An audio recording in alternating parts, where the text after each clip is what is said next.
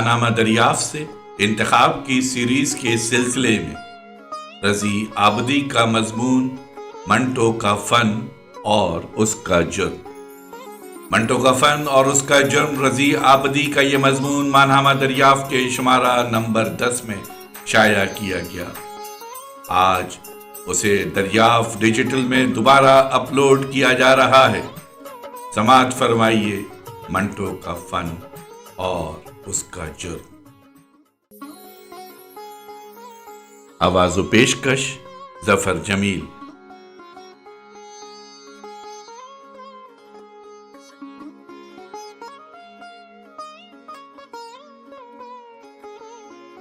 مثلاً کھول دو ایک نہایت مختصر افسانہ ہے جو یوں شروع ہوتا ہے: امرتسر سے اسپیشل ٹرین دوپہر 2 بجے کو چلی اور 8 گھنٹوں کے بعد مغل پورا پہنچی۔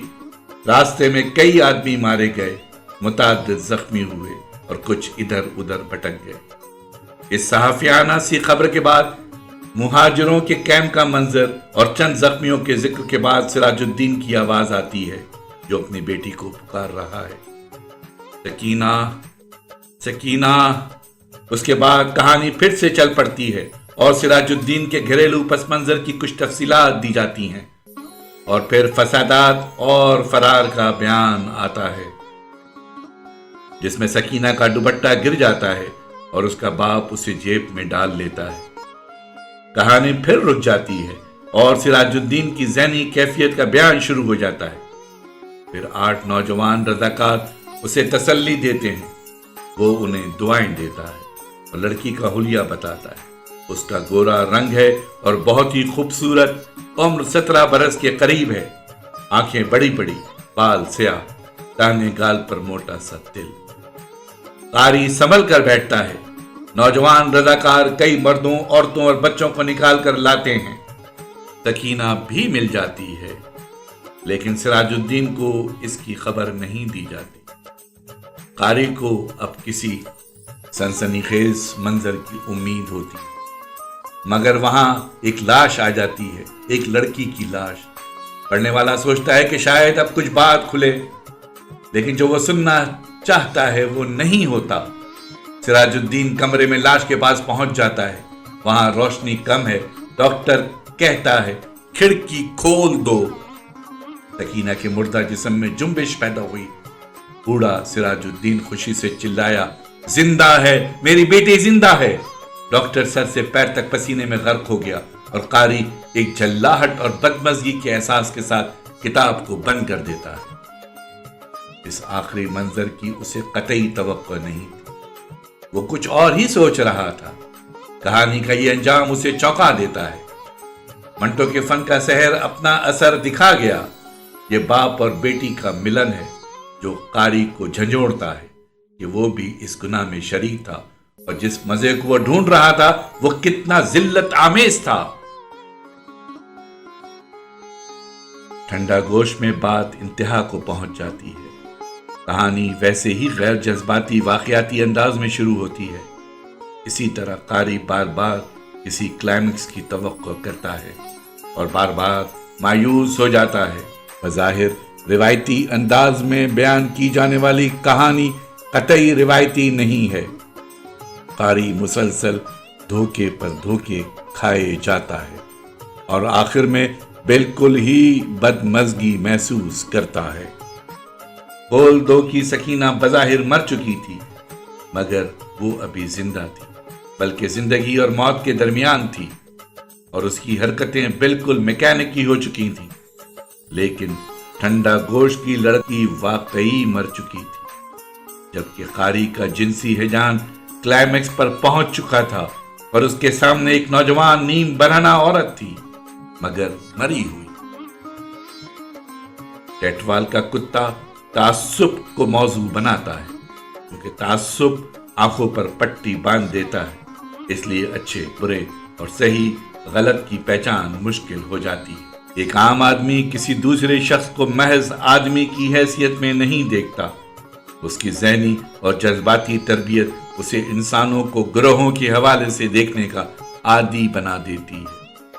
اسے آدمی نظر نہیں آتے، دوست، या दुश्मन नजर आते हैं, हिंदू या मुसलमान दिखाई देते हैं, लेकिन अगर इन चीजों को नजरों से ओझल कर दिया जाए जो जज्बात को भड़काती हैं, तो रद्द अमल वो नहीं बरता जो बरतना चाहिए।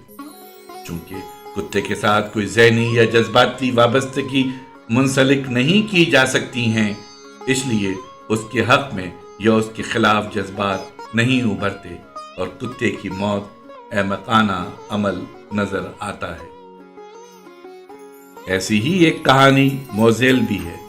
वो एक आज़ाद मनिश यहूदी लड़की है जो एक सिख नौजवान के केस और दाढ़ी का मजाक उड़ाती है। सिख चिल्ला उठता है, एहतिजाज करता है कि उसके मजहब का मजाक उड़ाया जा रहा है।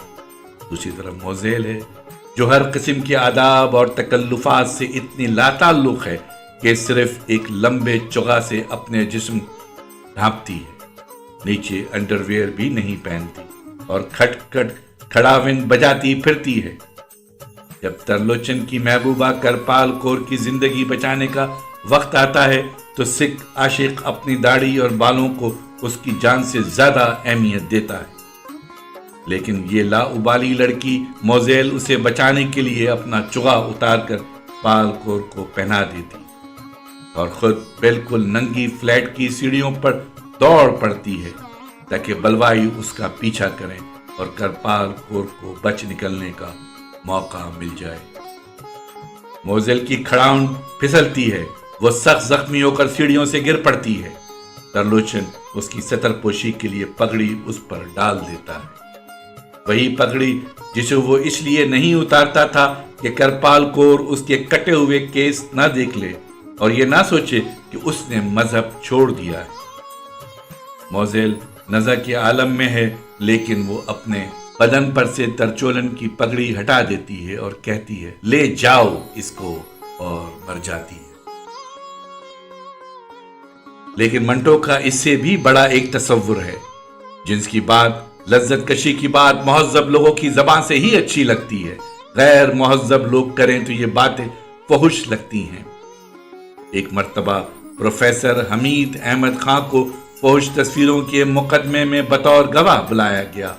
उनसे पूछा गया क्या वो अपने कमरे में वीनस का नंगा मुजस्मा रखना पसंद करेंगे, तो उनका जवाब था कि हाँ, अगर वो उनके जाती कमरे में उनकी स्टडी में हो, लेकिन अगर वो ऐसी जगह पर जहां आम लोगों की नजरें उस पर पड़ें तो वो इसकी इजाजत नहीं देंगे।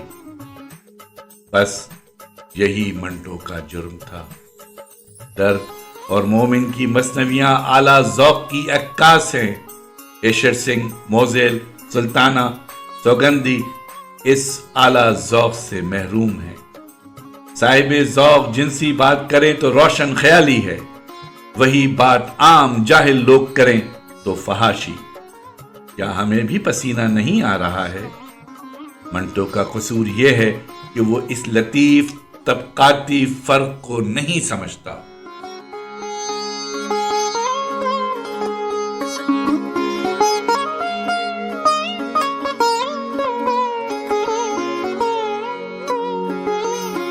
आवाज़ पेशकश जफर जमील।